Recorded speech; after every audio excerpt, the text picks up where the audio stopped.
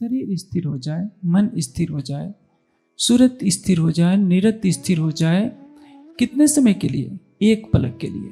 पलक झपकने के बराबर भी आपका शरीर स्थिर हो जाए, मन स्थिर हो जाए, निरत स्थिर हो जाए तो निरत किसको कहते हैं?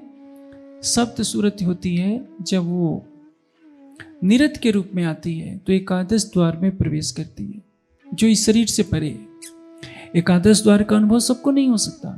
जो 10वें द्वार में लंबी साधना कर चुका होगा, जिसके ऊपर परमात्मा की विशेष कृपा होगी, केवल वही जान सकता है कि एकादश द्वार क्या है।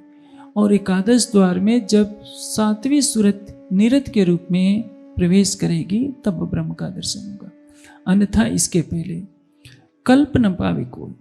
एक कल्प में कितना समय होता है? 4 अरब 32 करोड़ वर्ष तक। कबीर जी कहते हैं, तंथिर मंथिर पवन थिर सूरत निरत थिर होए, कह कबीर ता फलक की कल्प न पावे को।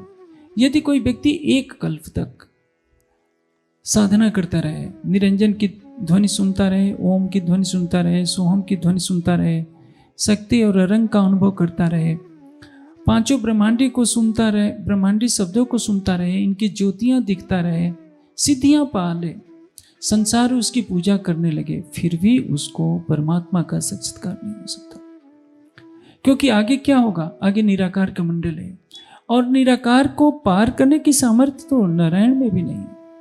क्योंकि जैसे आप सपना देख रहे हैं, सपने में आप मद्रास पहुंच गए, मैंने अभी आपको दृष्टांत दिया।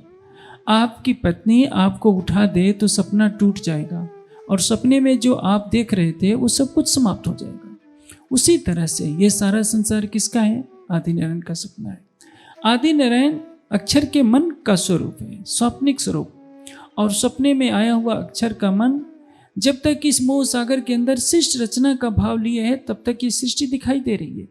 जैसे आदि नारायण का सपना टूटेगा, ये सृष्टि का अस्तित्व समाप्त हो जाएगा। इसलिए सत्य सपने में क्यों कर आवे, सत्य साई है न्यारा, तुम पार ब्रह्म सो परिचय नहीं तो क्यों उतरोगे पारा। यह सारा संसार क्या है? सत्य का सपना है, और ये सत्य से परे है। स्वप्न को देखने वाला स्वप्न से परे होता है।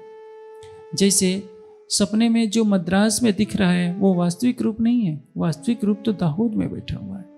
इसलिए इस सपने को देखने वाला कहाँ है? बेहद मंडल में है। बेहद मंडल में जो अक्षर का मन है वो अव्याकृत कहलाता है, और उसके मोह सागर में प्रतिबिंबित होने पर नारायण का रूप बनता है। नारायण का स्वरूप जब तक है इस सृष्टि में, तब तक करोड़ों आकाश गंगाएं दिखाई दे रही हैं, सूरज चांद सितारे दिखाई दे रहे हैं, देवी देवता ऋषि मुनि योगी यति सब दिखाई दे रहे हैं। लेकिन जैसे ही सपना समाप्त होगा, सारे प्राणी नारायण में विलीन हो जाएंगे, क्योंकि ये सभी प्राणी नारायण के स्वप्न में बने। और इसके परे जो है, जो मोह सागर है, मोह के परे क्या है? बेहद है। बेहद के परे क्या है? अक्षर है। अक्षर के परे क्या है? अक्षरातीत है। यदि आपकी साधना केवल सिद्धियां दिलाती हैं तो उससे भी परमात्मा की प्राप्ति नहीं होती। तारतम्यवाणी क्या कहती? आगम भाखो मन की परखो, सूझे 14 भवन, मृतक को जीवित करो तो भी घर की न होए को। आप भविष्य की बातें आप जान जाएं। कैसे आप जानेंगे? आप जब योग की चौथी भूमिका में प्रवेश करेंगे, जब आप 10वें द्वार में साधना कर रहे होंगे, उसके बाद एक अवस्था आती है कि आपकी सुषुम्ना प्रवाहित हो जाएगी। सुषुम्ना प्रवाहित होने पर आप भूत भविष्य वर्तमान तीनों को जानने लगेंगे। यदि आप भविष्य की बातें बताने लगे तो लोग क्या समझेंगे कि आप तो सब कुछ जानने वाले हैं, आप साक्षात परमात्मा के समान हैं, और दुनिया आपकी पूजा करनी शुरू कर देगी। लेकिन ये क्या है? आपके और परमात्मा के प्रेम में सबसे बड़ी बाधा है। सूझे 14 भवन, आप त्रिकालदर्शी होकर 14 लोगों के ब्रह्मांड में क्या हो रहा है सब कुछ जान सकते हैं। यह योग के द्वारा संभव है। आपके पास इतनी भी सामर्थ्य हो सकती है कि आप प्रकृति के नियमों को तोड़कर मुर्दे को भी जिंदा कर सकते हैं। लेकिन यदि आपको यह पता नहीं कि इस निराकार मंडल से परे क्या है, तो आपको अखंड घर की पहचान नहीं हो सकती। क्योंकि महाप्रलय में न ये निराकार मंडल रहेगा, न आदि नारायण नहीं रहेंगे, हमारे 14 लोक जैसे असंख्य 14 लोक सभी इस महाप्रलय में समाप्त हो जाएंगे। अब देखिए एक सूरज उगा हुआ है, कितना गर्मी दे रहा है कि हम सब सुंदर साथ यहाँ बैठे हैं, इस टेंट के नीचे भी तप रहे हैं। और ये सूरज जानते हैं हमारी पृथ्वी से 13 लाख गुना बड़ा है। और ये 13 लाख गुना बड़ा सूर्य ब्लैक होल तारे में ऐसे समा जाएगा जैसे एक मकान के अंदर एक कीड़ा समा जाता है, कुछ भी अस्तित्व नहीं है। और वो ब्लैक होल भी गैलेक्सी में समा जाएगा, कुछ नहीं बचता है। हम जितने अनंत की कल्पना करते हैं, अनंत आकाश उससे भी अनंत है, और उससे भी परे है अहंकार मोह महतत्व, उसके भी परे है मोह तत्व कारण प्रकृति। इसी को निराकार कहते हैं। निराकार माया से ये साकार जगत प्रकट होता है, और ये साकार जगत निराकार कारण प्रकृति में लय हो जाता है। परमात्मा से न कभी कुछ प्रकट होता है, न परमात्मा में किस रूप में विकृति होती है। परमात्मा तो अनादिकाल से जैसा था अनंत काल तक वैसा ही रहेगा, उसके स्वरूप में कभी विकृति नहीं आती। साकार से निराकार में परिवर्तन होता है, और निराकार से साकार में परिवर्तन होता रहता है। संसार तारतम्य ज्ञान का प्रकाश न होने से या तो परमात्मा को साकार मानता है, ब्रह्मा विष्णु शिव के रूप में देखता है, बहुत आगे कदम बढ़ाता है तो आदि नारायण के रूप में देखता है। जो ध्यान साधना में लग जाते हैं वो निराकार मान बैठते हैं, क्योंकि निराकार मानना उनकी व्यवस्था है। मनीषी जन यह ऐसा सोचते हैं कि जो परमात्मा होगा वो तो सर्वज्ञ होगा। जो सर्वज्ञ वही हो सकता है जो सर्वत्र व्यापक हो। एक देशी जो कोई भी स्वरूप होगा वो सर्वदेशी की बात नहीं जान सकता। जैसे आप दाहोद में हैं तो लंका में क्या हो रहा है, लंदन में क्या हो रहा है आप नहीं जानते। आप चंद्रमा पर क्या हो रहा है आपको कुछ नहीं पता। लेकिन परमात्मा ऐसी सत्ता होनी चाहिए जो सर्वत्र हो, एक कण कण के अंदर हो, अणु और परमाणु में हो। यह विद्वानों की मनीषा का चिंतन है। जो अणु परमाणु में होगा वही तो अणु परमाणु के भेद को जानेगा। इसलिए सर्वज्ञता को सिद्ध करने के लिए मनीषियों ने क्या कहा कि परमात्मा को सर्वत्र व्यापक होना आवश्यक है। लेकिन जो सर्वत्र व्यापक होगा उसकी आकृति कुछ नहीं बन सकती, उसके हाथ पैर कुछ नहीं बनेंगे, इसलिए उसको निराकार मानना पड़ेगा।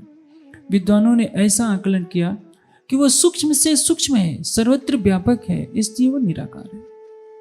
लेकिन जहां परमात्मा है वहां के लिए धर्म ग्रंथ कहते हैं, ऋषि मुनियों का तत्व ज्ञान कहता है कि वो शब्द से परे है, मन वाणी बुद्धि से परे है, उसके बारे में कुछ कहा ही नहीं जा सकता। 52 अक्षरों में जो कुछ कहा जाता है वो माया है, प्रकृति है। 52 अक्षर क्या है आप जानते हैं, 16 स्वर और 36 व्यंजन मिल करके सब 52 अक्षर बनते हैं। इन 52 अक्षरों में जो कुछ कहा सुना जाता है सब माया के अंतर्गत है। मन की वहां गति नहीं, वाणी की वहां गति नहीं, आंखों से वो देखा नहीं जा सकता, त्वचा से स्पर्श नहीं किया जा सकता, कान से उसकी आवाज को सुना नहीं जा सकता। उसके लिए तो आत्मा के कान चाहिए, आत्मा के चक्षु चाहिए।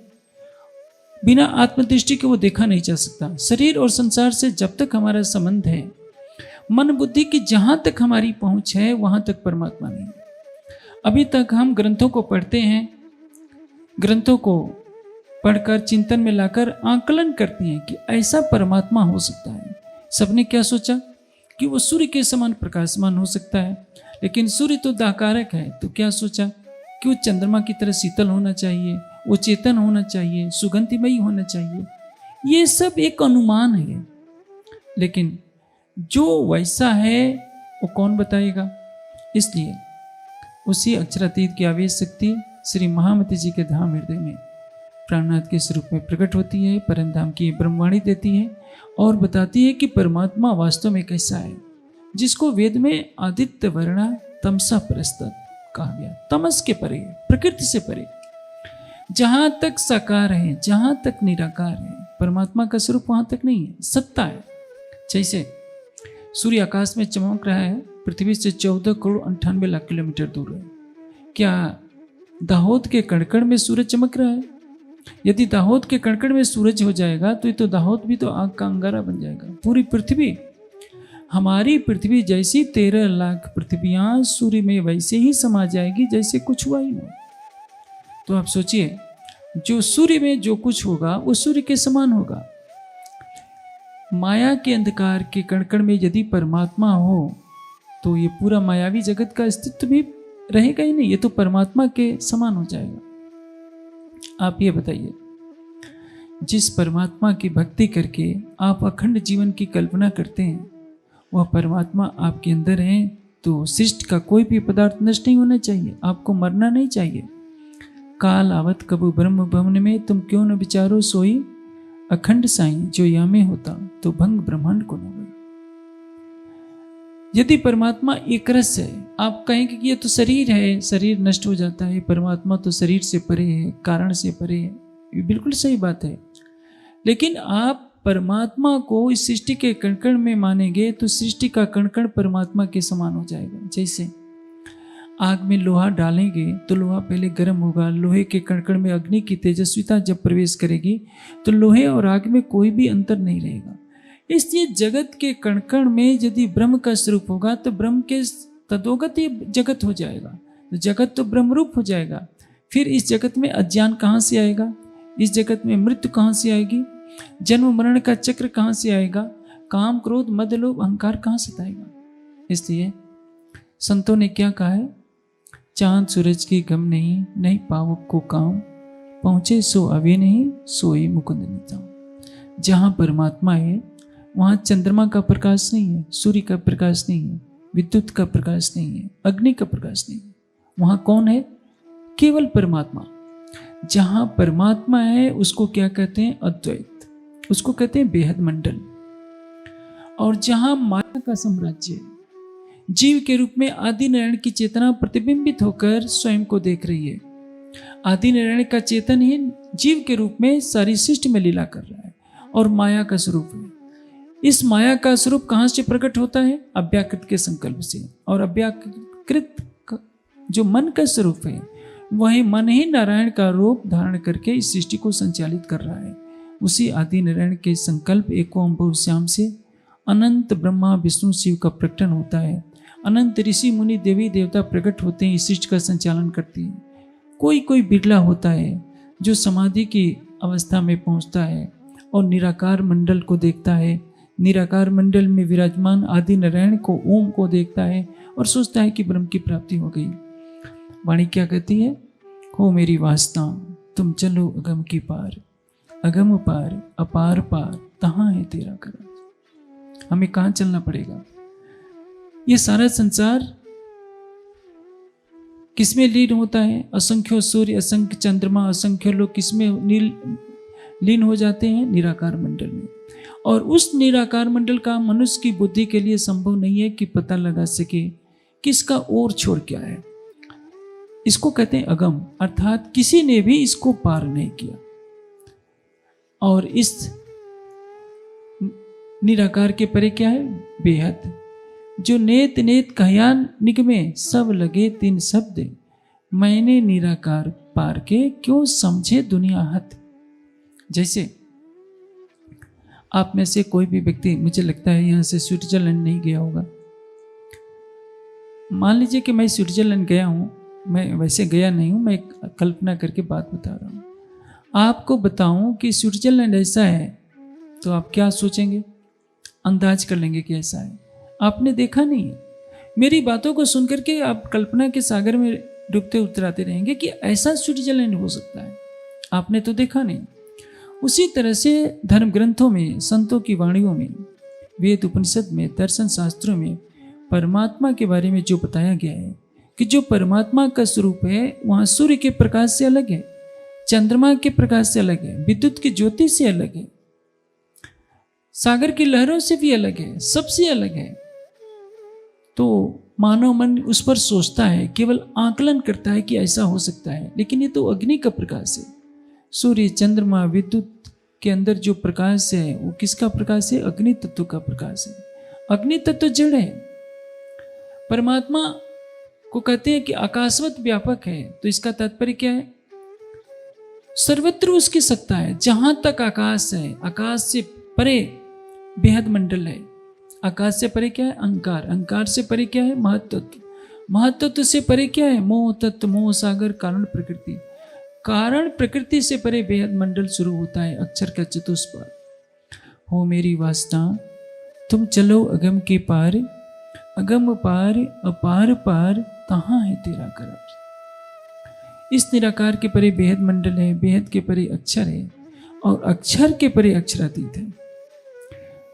हद के ब्रह्मांड में क्या है? द्वैत का ब्रह्मांड है। ये जीव है और प्रकृति की लीला है। कारण प्रकृति कार्य प्रकृति में बदलती है। कारण प्रकृति में निराकार का मंडल दिखता है। जैसे सागर से असंख्यों बुलबुले पैदा होते हैं, उसी तरह से निराकार महामाया से असंख्यों लोग पैदा होते हैं और लगता है कि यही सब कुछ है। एक पृथ्वी में पैदा होने वाला एक साधारण प्राणी क्या सोचता है, जिसको वेद शास्त्रों का ज्ञान नहीं मिला, संतों की संगति नहीं मिली, वो तो यही सोचता है कि मैं पृथ्वी पर मरूं तो स्वर्ग में चला जाऊं। बहुत होता है तो वैकुंठ में जाने की इच्छा करता है।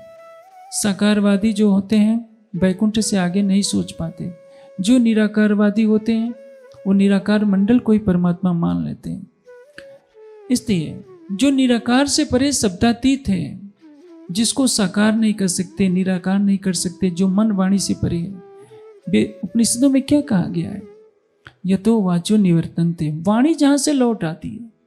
अप्राप्य मनसा सा, मन से जिसको प्राप्त नहीं किया जा सकता। हमारा मन कितनी भी दौड़ लगाए, परमात्मा के बारे में वास्तविक स्वरूप का आकलन नहीं कर सकता कि परमात्मा कैसा है। बुद्धि क्या कर सकती है? बुद्धि की उसमें कोई गति नहीं है। जो मन से, बुद्धि से, चित्त से सबसे परे है, उसको कैसे बताया जाए कि परमात्मा क्या है? लेकिन हाँ, प्राणनाथ जी की तारतम वाणी के प्रकाश से सब कुछ सरल हो गया है। और तब ये बात आती है कि परमात्मा का वास्तविक स्वरूप क्या है, जिसको शब्दों में कहा नहीं जा सका। महामती जी की आत्मा के अंदर अक्षरातीत का वे स्वरूप विराजमान होता है और वो व्याख्या करता है कि निराकार क्या है। निराकार का अर्थ क्या होता है?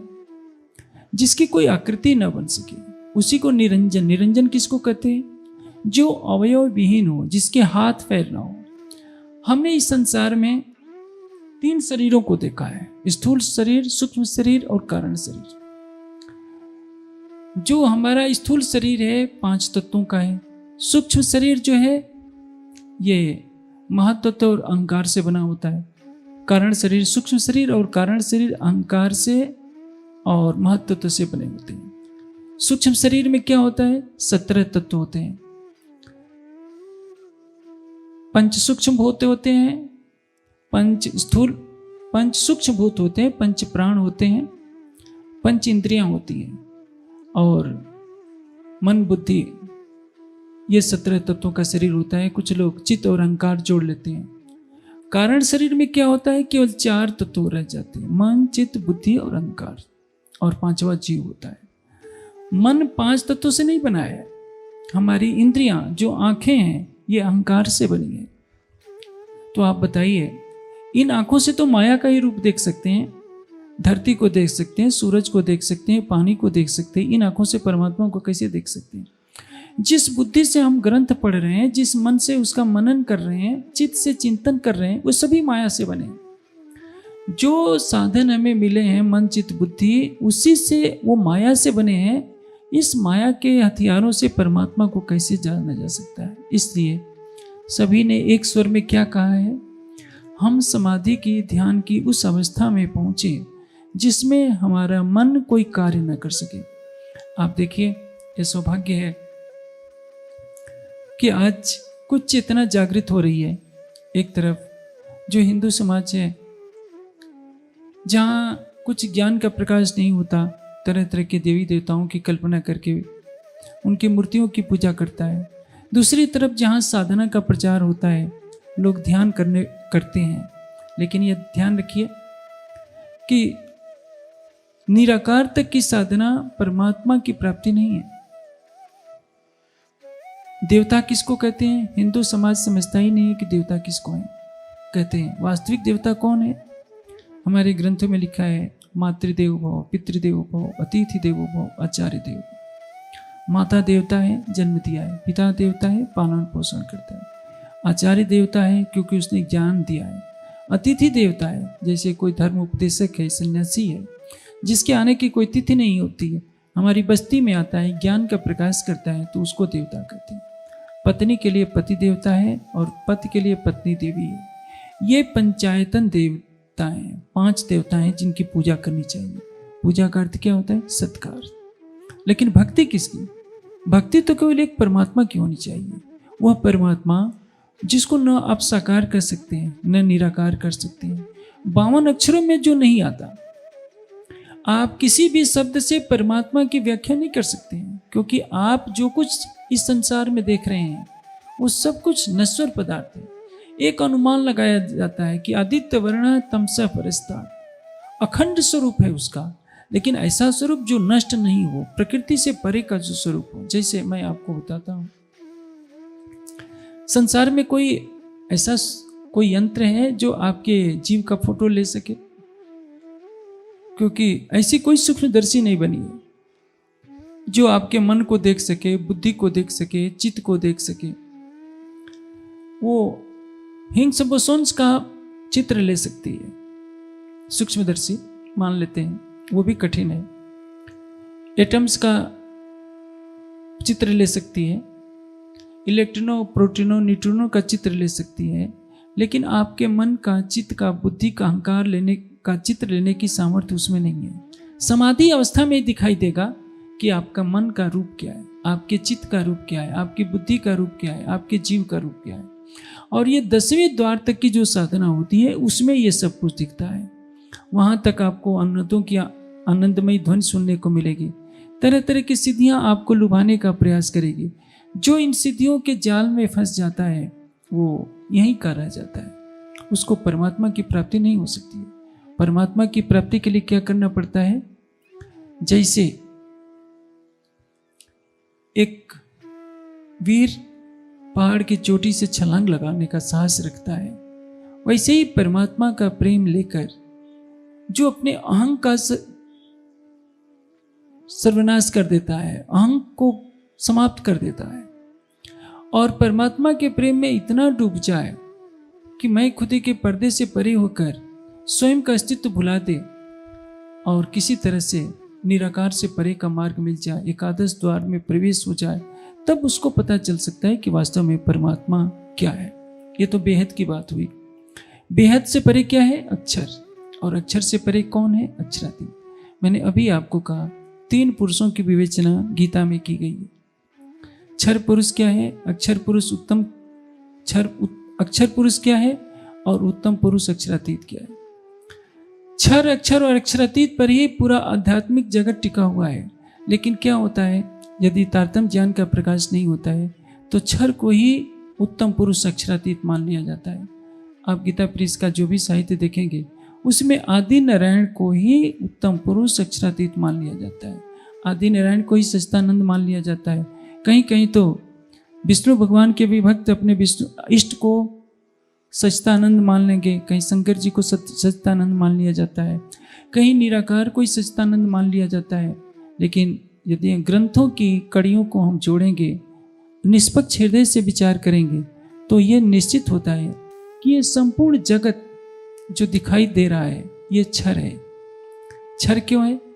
किसमें सृष्टि दिखाई दे रही है और ये सृष्टि जो पैदा हुई है एक दिन लय को प्राप्त हो जाएगी। इस सृष्टि से परे क्या है? बेहद मंडल है। सृष्टि का अस्तित्व कहाँ तक है? जहाँ तक निराकार का मंडल है। निराकार कितना विस्तृत वाला है मैंने अभी आपको कह दिया। हमारी आकाश गंगा जैसी असंख्यों आकाश गंगाएं इस आकाश मंडल के हैं। और आकाश से भी परे क्या है? अहंकार है। अहंकार से भी परे क्या है? महत्त्व है। महत्त्व से भी परे क्या है? मोह तत्व है। संसार में ऐसा कोई भी बुद्धिमान व्यक्ति नहीं है जिसका ओर छोर मापने की शक्ति रखता हो। इसलिए समाधि में जिधर देखिए उधर निराकार का ही मंडल दिखाई पड़ता है, तो समाधि में जो डूबा होगा वो क्या कहेगा? परमात्मा निराकार है और अनंत है। उसको ज्योति का दर्शन दिखाई दे रहा है तो क्या कहेगा? निराकार है, अनंत है, किंतु ज्योति स्वरूप है। कैसा है? सर्वव्यापक है, सर्वत्र है। और ये सारे लक्षण किसके घटा देगा? आदि नारायण के। इसलिए जब हम तारतम्य ज्ञान के प्रकाश में देखते हैं तो क्या हमें लक्षित होता है कि कुटस्थो अक्षर उच्चते, इस जगत से परे जो कुटस्थ है, जिसका मन प्रतिबिंबित होकर नारायण का रूप धारण करता है और उसी आदि नारायण के संकल्प प्रण ओंकार के संकल्प से सृष्टि का सृजन होता है, विनाश होता है, वो तो दृष्टा होकर के देख रहा है। और अक्षर से परे है वो उत्तम पुरुष अक्षरातीत। आप सोचते होंगे कि परमात्मा तीन थोड़े होते हैं, परमात्मा एक ही होता है, तीन कहीं परमात्मा नहीं लिखे हैं। वेद में क्या कहा गया है? न द्वितीयो न तृतीयो न चतुर्थो अपूज्यते। परमात्मा दो नहीं, तीन नहीं, चार नहीं है। कितने हैं परमात्मा? एकम एव अद्वितीयम, एक है, उसके समान न कोई दूसरा था, न है, न कोई हो सके। लेकिन ये तीन तरह के भेद कैसे होते हैं, मैं आपको एक दृष्टांत से समझाता हूं। अभी आपको मैंने मोहन का दृष्टांत दिया कि मोहन यहाँ सोए हैं दाहोद में और सपने में चेन्नई चले गए, मद्रास चले गए, सागर की लहरों में डूबने लगे। मोहन का एक दूसरा भी रूप है। मोहन, कल्पना कीजिए, एक बहुत बड़े IAS अधिकारी हैं। जब वो अपने कार्यालय में बैठे होते हैं तो रूप दाप के साथ बैठे होते हैं। वे किसी से हंसी मजाक नहीं कर सकते, अपनी कुर्सी पर बैठकर अपनी फाइलों को निपटाते हैं, सबको आदेश देते रहते हैं, ये करो वो करो। लेकिन जब वही मोहन घर आते हैं तो परिणाम क्या होता है? उनका बच्चा उनसे खेलने लगता है, उनका पोता उनके कंधे पर चढ़ जाता है, धूल भी उनके ऊपर फेंक देता है, और वही मोहन अपने पोते की अटखेलियां देकर के खुश होते हैं, उसको गोद में बिठा लेते हैं। उनको नहीं लगता कि इसने मेरे कपड़े गंदे कर दिए, क्योंकि उनको अपने पोते से बहुत लगाव होता है। लेकिन जो धूल फेंकी थी मोहन के पोते ने, वही काम यदि उनका चपरासी कर देगा तो क्या करेंगे? उसको कहेंगे कि तुमने मेरे कपड़े गंदे कर दिए, उसी क्षण उसको नौकरी से निकाल देंगे। व्यक्ति एक है। घर में आता है तो जो पोता उसके ऊपर मिट्टी फेंकता है तो खुश होता है, लेकिन यदि इस चपरासी ने फेंक दिया तो वहां सत्ता के रूप में उसको नौकरी से बाहर निकाल देता है। व्यक्ति एक है, उसकी लीला अलग है। जिस तरह से घर पर आने के बाद वह प्रेम के स्वरूप में हो जाता है, कार्यालय में जाता है तो सत्ता के स्वरूप में होता है, और उसका एक और रूप भी है। जब वो सो जाता है तो चेन्नई पहुंच जाता है और वहां सागर की लहरों में अपने को डूबते उतराते देखता है, भयभीत हो जाता है। जो स्वप्न में देख रहा है उसको भी दुनिया परमात्मा मान रही है, जो सत्ता में विराजमान है उसको भी परमात्मा मान रही है, और जो वास्तव में उसका असल स्वरूप क्या है? प्रेम और आनंद का स्वरूप। लेकिन दुनिया तारतम्य ज्ञान के बिना सबको खिचड़ी कर देती है। क्या कहती है? परमात्मा ने इस सृष्टि को बनाया है, परमात्मा सृष्टि के कण कण में व्यापक हो रहा है, परमात्मा प्रेम का स्वरूप है, परमात्मा आनंद का स्वरूप है, वो दया का स्वरूप है। सारी विशेषताएं, क्षर की भी, अक्षर की भी, अक्षरातीत की भी विशेषताएं एक में कर देती है ये दुनिया, क्योंकि तारतम्य ज्ञान का प्रकाश नहीं है। दुनिया तो ये कहती है कि रात के कड़कड़ में सूरज बैठा है और सूरज के अंदर अंधेरा बैठा है। क्या आप मान सकते हैं?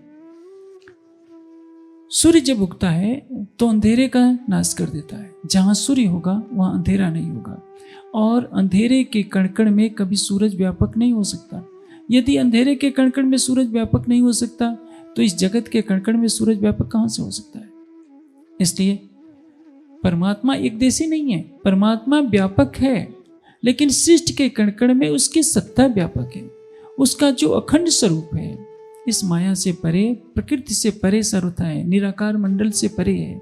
इसलिए साकार से परे ये निराकार का अनंत मंडल है, और निराकार से परे क्या है? बेहद है।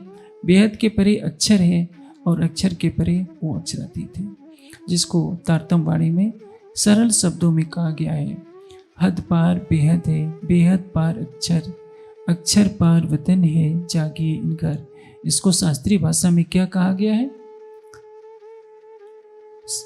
सब सहस्त्रबाहु पुरुष सहस्त्रक्षा सहस्त्रपाद। परमात्मा में क्या है? अनंत नेत्र हैं, अनंत भुजाएं हैं और अनंत पैर हैं। इसका आशय क्या है? परमात्मा सर्वत्र है। और ये किसके लिए कहा गया है? उस अक्षर ब्रह्म के स्वाप्निक स्वरूप के लिए। कि सृष्टि में जहां भी जाइए तो नारायण की दृष्टि से कोई बच नहीं पाता। मैंने कहा ब्रह्मा विष्णु शिव भी नारायण का वास्तविक स्वरूप नहीं जानते हैं। आप सोचिए, एक साधारण मानव आदि नारायण के बारे में क्या जानता है? आप समाधि की गहराइयों में पहुंचेंगे तो अनंत निराकार दिखेगा, और अनंत निराकार के अंदर आदि नारायण का स्वरूप दिखेगा। बड़े बड़े ऋषि मुनि योगी यति भी उस निराकार को पार नहीं कर पाते। तो आप सोचिए, सामान्य हिंदू जनता तो ब्रह्मा विष्णु शिव को ही परमात्मा माने बैठी है, और उस आदि नारायण से परे जो अनंत निराकार का मंडल है आदि नारायण, उसको भी पार नहीं कर पा रहे हैं। इसलिए फिरे जहां थे नारायण, नाम धरया निगम, शून्य पार न ले सके, हटके कहे अगम। ये निराकार का मंडल इतना अनंत है कि हर कोई इसको अगम अगम कह करके मौन हो जाता है। और इसी निराकार मंडल के अंदर जो आदि नारायण का सुख है प्रतिबिंबित है, जो शून्य समाधि से प्राप्त होता है। विपස්සना की समाधि लगाएंगे तो आपको क्या मिलेगा? यही निराकार का मंडल प्राप्त होगा। आदि नारायण को जो सुख प्राप्त होता है निराकार की शून्य समाधि से भी वही प्राप्त हो जाता है। और इसके परे है बेहद। बेहद के बारे में कबीर जी ने क्या कहा है? जागर में अबला बसे बहे प्रेम के पूर, कहे कबीर सुनो भाई संतो अगर मुझसे दूर। सबके लिए कबीर जी ने क्या कह दिया? जागर में अबला बसे बहे प्रेम के पूर। जिस तरह से सागर से उसकी लहरें प्रकट होती हैं, सागर को देखिए, सागर और लहर में कोई अंतर नहीं है। सागर कहीं जल लहरों के रूप में दिखाई देता है। अब ये सूर्य है, सूर्य तो आकाश में है, हमारे से 14 करोड़ किलोमीटर दूर है। वहां से किरणें यहां आ रही हैं, प्रकाश लेकर के आ रही हैं। सूर्य अपनी किरणों के द्वारा क्रीड़ा कर रहा है, चंद्रमा अपनी किरणों के द्वारा शीतलता बिखेर रहा है, सागर अपनी लहरों के द्वारा अपनी क्रीड़ा को दर्शा रहा है। उसी तरह से जो सच्चिदानंद परब्रह्म है अपनी अभिन्न स्वरूपा आत्माओं के साथ अनंत आनंद में मग्न रहता है। उसका धाम वैसा ही है जैसा वह है। वहाँ के कणकण में प्रेम है, वहाँ के कणकण में आनंद है, वहाँ के कणकण में चेतना है। ये जो संसार है जिसमें आप बैठे हैं, ये क्या है? असत्य है, जड़ है और दुख का स्वरूप है। परमात्मा क्या है? सत्य है, चेतन है और आनंद का स्वरूप है। आप सोचिए, आपका शरीर क्या है? आपके शरीर में जो जीव बैठा है, जानते हैं कितना छोटा है? सुई के नोक के 10,000 टुकड़े किए जाएं, एक बाल के नोक के 10,000 टुकड़े किए जाएं, उससे भी छोटा ये जीव है। शरीर से बाहर निकलता है तो किसी को पता नहीं चलता। वैज्ञानिकों ने एक बार क्या किया, सोचा कि जब मनुष्य मरता है तो हम शीशे का ऐसा कक्ष बनाएं जिसमें से जीव को निकलने का अवसर न मिले। उन्होंने लगभग 1 फुट मोटी दीवार का शीशे का एक कक्ष बनवाया और मरणासन व्यक्ति को उसमें रख दिया। देखें क्या होता है। उन बेचारे वैज्ञानिकों को पता नहीं कि जीव तो इतना छोटा होता है कि वो उसको आसानी से पार कर जाएगा। वो तो लोहे का भी कक्ष 1 फुट का 5 फुट का बनाए तो जीव को उसमें बांधा नहीं जा सकता। गीता में श्री कृष्ण जी क्या कहते हैं? नैनम छिदन्ति सहस्त्राणि नैनम दहति पावका। जीव इतना सूक्ष्म होता है कि किसी शस्त्र से इसको काटा नहीं जा सकता, अग्नि में उसको जलाया नहीं जा सकता। सूर्य का तेज भी जीव को जलाने की सामर्थ्य नहीं रखता। तो आप सोचिए, वो चेतन तत्व है। उतना सूक्ष्म जीव जब किसी के शरीर से निकलता है, देखिए हम देखते रह जाते हैं कैसे जीव शरीर से बाहर निकल जाता है। उससे भी परे कौन है? आदि नारायण है। और आदि नारायण से भी परे कौन है? अक्षर का मन अव्याकृत है। और उस अव्याकृत से परे जो अक्षर की त्रिपाद विभूति है, सबलिक है, केवल है, सत्स्वरूप है, इन सबको क्या कहते हैं? बेहद मंडल। बेहद का अर्थ क्या होता है? जिसकी कोई सीमा ही ना हो। हद के वासी मानवा, बेहद में सब साथ, हद बेहद दोनों लखे, ताको मता आगात। कबीर जी ने बात बहुत ऊंची कही है कि संसार के सारे प्राणी किस में भटकते रहते हैं? हद में। या तो वो साकार में ब्रह्मा विष्णु शिव की भक्ति करेंगे या नारायण की भक्ति करेंगे। और आजकल तो आप जानते हैं हिंदू समाज कितना भटक चुका है। कि वो विष्णु भगवान की भी मूर्ति क्या, वो तो शालिग्राम की पूजा करता है, शिवलिंग की पूजा करता है। शालिग्राम तो विष्णु भगवान नहीं है, लेकिन एक कहानी बना रखी है पुराणों में, और उसी का आधार लेकर आज हिंदू पौराणिक जो है शालिग्राम और तुलसी का विवाह कराता है। उस बेचारे भोले भाले को ये पता नहीं होता कि ब्रह्मा विष्णु शिव से भी परे आदि नारायण है, आदि नारायण से भी परे निराकार है, निराकार से भी परे बेहद मंडल है, और बेहद मंडल से भी परे अक्षर अतीत का वो धाम है जिसके कणकण में प्रेम है, कणकण में आनंद है, कणकण में चेतना है। यत्र ज्योति अजस्रम, जहाँ अनंत ज्योति है, यत्र ज्योति अजस्रम यस्मिन लोके स्वहितम, जहाँ आनंद ही आनंद है, हे परमात्मा मुझे वहां ले चल। आज से लाखों वर्ष पहले ऋषियों ने कल्पना क्या की है कि अस्तो मा सद्गमे, इस झूठे जगत से हमें सत्य की तरफ ले चले। ये जगत सत्य नहीं है, ये माया मोह का बना हुआ है।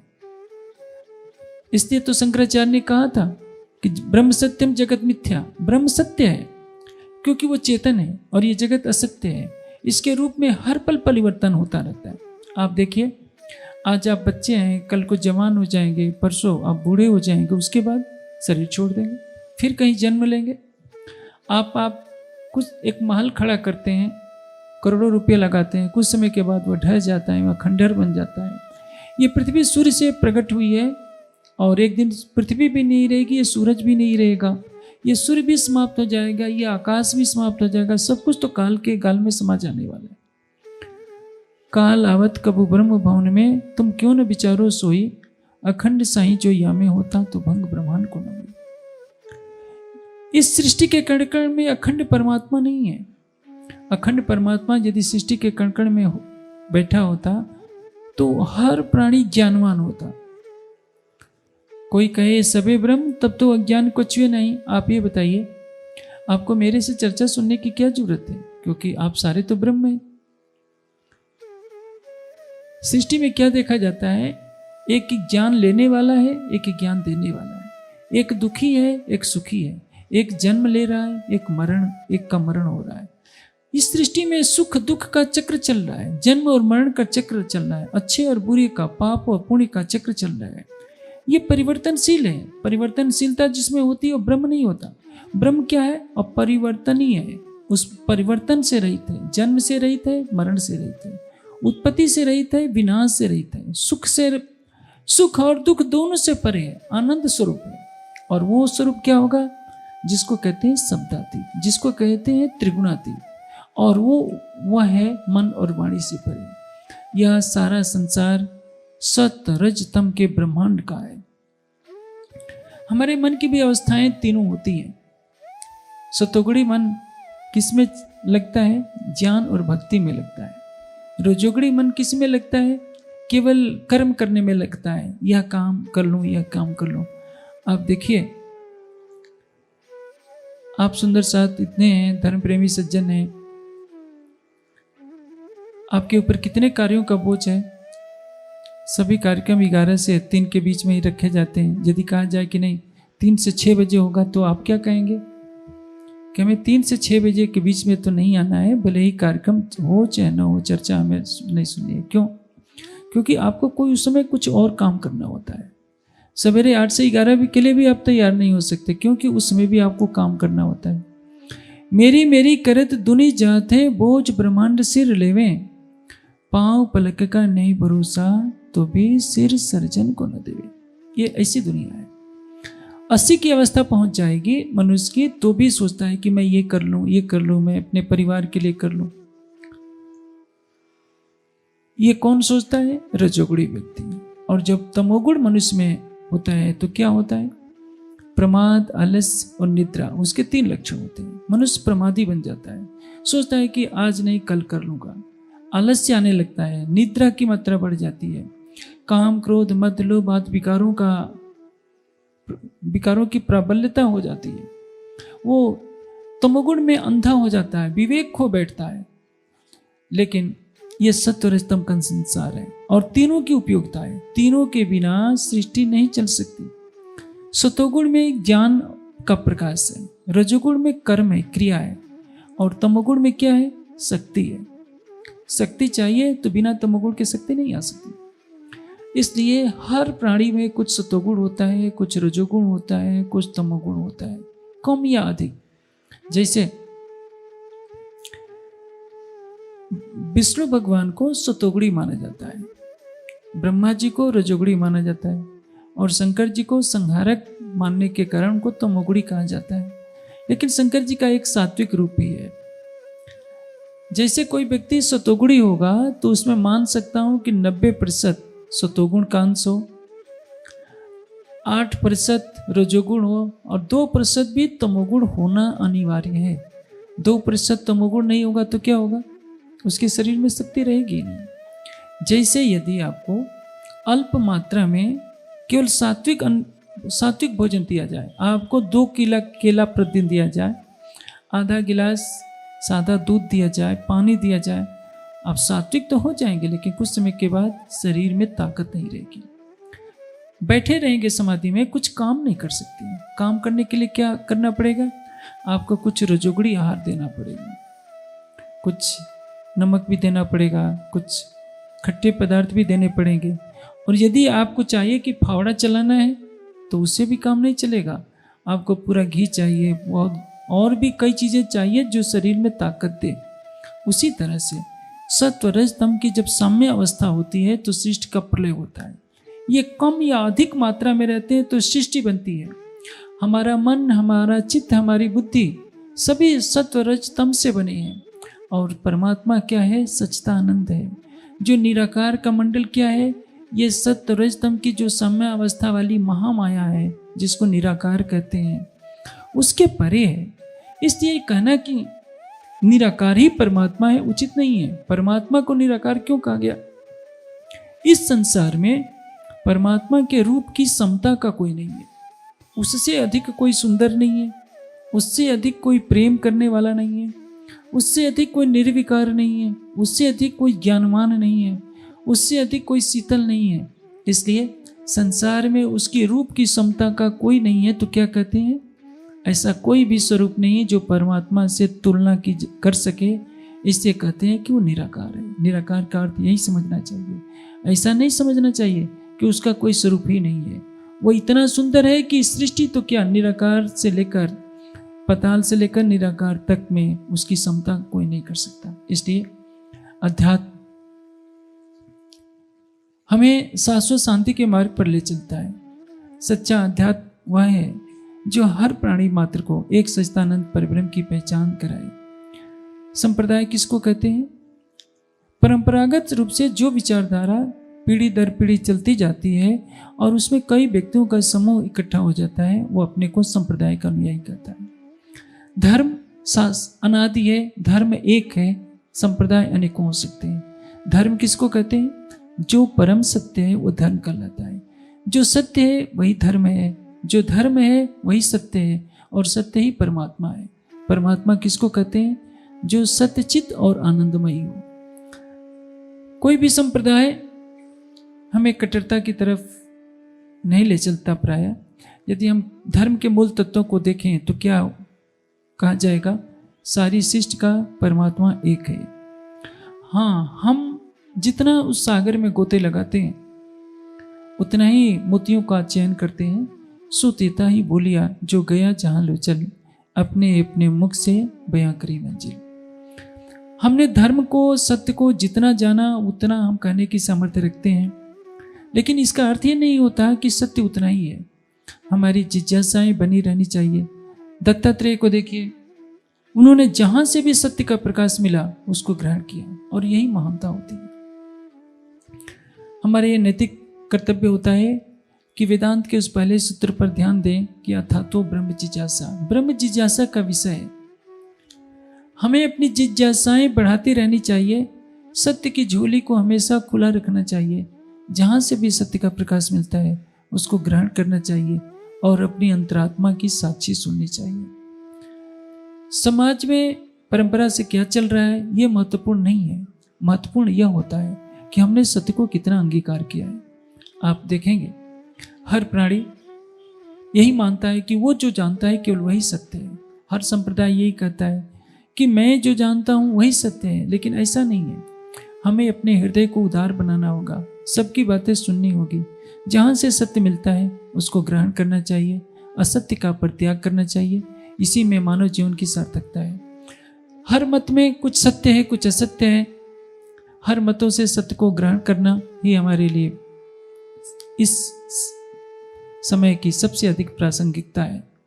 यदि हम सत्य को ग्रहण करने की प्रवृत्ति नहीं रखते, असत्य के त्याग की प्रवृत्ति नहीं रखते, केवल अपनी ही बात को हम कहते हैं कि नहीं, जो हम जानते हैं वही सत्य है और हमारे से पहले कोई नहीं जानता था, तो ये उचित नहीं है। आप देखिए कि एक ही सूरज है, समस्त सृष्टि को प्रकाशित कर रहा है। उसी तरह से सृष्टि का संचालक एक परमात्मा है। वो इस कलयुग से भी पहले द्वापर आ चुका है, त्रेता आ चुका है, सतयुग आ चुका है। सतयुग में संस्कृत भाषा थी, द्वापर तक संस्कृत भाषा थी।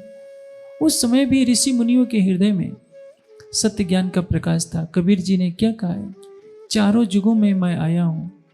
सतयुग में सत्य सुकृत के रूप में आया, त्रेता में मुनिंद्र के रूप में आया, द्वापर में करुणामय के रूप में आया, और कलयुग में कबीर आया, कबीर के रूप में आया हूँ।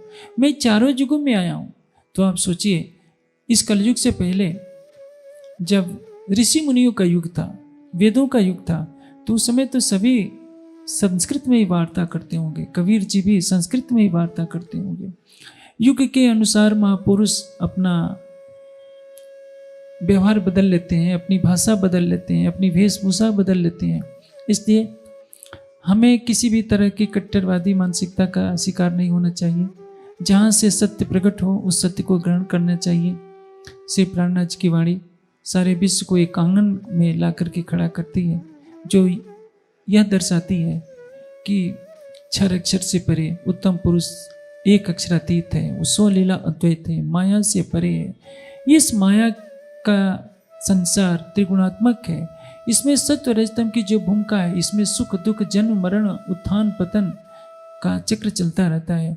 और इससे हम परे जाएंगे तो निराकार का मंडल होगा, इसके परे जाएंगे तो बेहद मंडल होगा, उसके परे स्वलीला अद्वैत सच्चिदानंद का धाम है, जहाँ केवल प्रेम है, आनंद है। और उसी प्रेम आनंद को पाने के लिए हमें मानव जीवन मिला है। यह मानव जीवन हमें विवादों में लड़ने के लिए नहीं मिला है। यह मानव जीवन हमें मिला है प्रेम और शांति की खोज के लिए। प्रेम और शांति को पाना हमारे जीवन का सर्वोपरि लक्ष्य होना चाहिए। उपनिषदों में क्या कहा गया है कि तम आत्मस्तम ये अनुपसंति धीरा तेसाम शांति शाश्वतम न अतिरेसाम। आप अपनी आत्मा में स्थित होकर यदि उस परम सत्य को प्राप्त कर लेते हैं, तभी आपके पास अखंड शांति होगी, अन्यथा नहीं। इसलिए दाऊद में इतने जन समूह को देख के मन प्रफुल्लित होता है कि जिस दाऊद को कहा जाता है कि वनवासी क्षेत्र है, ये वनवासी क्षेत्र नहीं कहने के लिए यहाँ के लोगों में जो आध्यात्मिक ज्ञान को सुनने की प्यास है, यह प्यास पूरे भारत में बहुत कम दिखाई पड़ती है। मैं यहाँ के सभी जन समूह को बच्चे से लेकर जो वयोवृद्ध तक मैं देखता हूँ। मैं महाराष्ट्र में भी देखा हूँ, पंजाब में भी देखा हूँ, हरियाणा में देखा हूँ, कहीं भी ऐसा नहीं देखने को मिलता कि छोटे छोटे बच्चे भी चर्चा में बैठे हैं और शांत होकर के बैठे हैं, वयोवृद्ध भी बैठे हैं, सभी लोग बैठे हैं। बड़े बड़े शहरों में तो यही होता है कि केवल बूढ़े बूढ़े लोग दिखाई देते हैं, कोई युवा वर्ग नहीं दिखाई देता, बच्चे तो दिखते ही नहीं। लेकिन यहाँ मैं देखता हूँ 10 साल से लेकर 80-90 साल तक के लोग बैठ करके चर्चा सुनते हैं, वो भी तपती दोपहरी में। मैं सबके लिए शुभकामना करता हूँ, राज्य की कृपा सब पर बरसे, सबको परम धाम के ज्ञान का मार्ग प्रशस्त हो, सभी अपनी आत्मा में बैठकर उस प्राण वल्लभ, प्राण जीवन, प्राण प्रीतम प्राणनाथ का साक्षात्कार करें, जो सबका है, सबके लिए है, सबके कल्याण के लिए है और सबको परम धाम का मार्ग दर्शा रहे अपनी तारतम वाणी के द्वारा। वो तारतम वाणी जो सबको माया से परे ले जाकर अखंड आनंद में विहार कराती है। मैं सभी सुंदर साथ और धर्म प्रेमियों के लिए शुभकामना करता हूँ कि राज्य की सबकी कृपा, राज्य की कृपा सब पर बरसे और सभी अपने आत्मिक आनंद में विहार करें।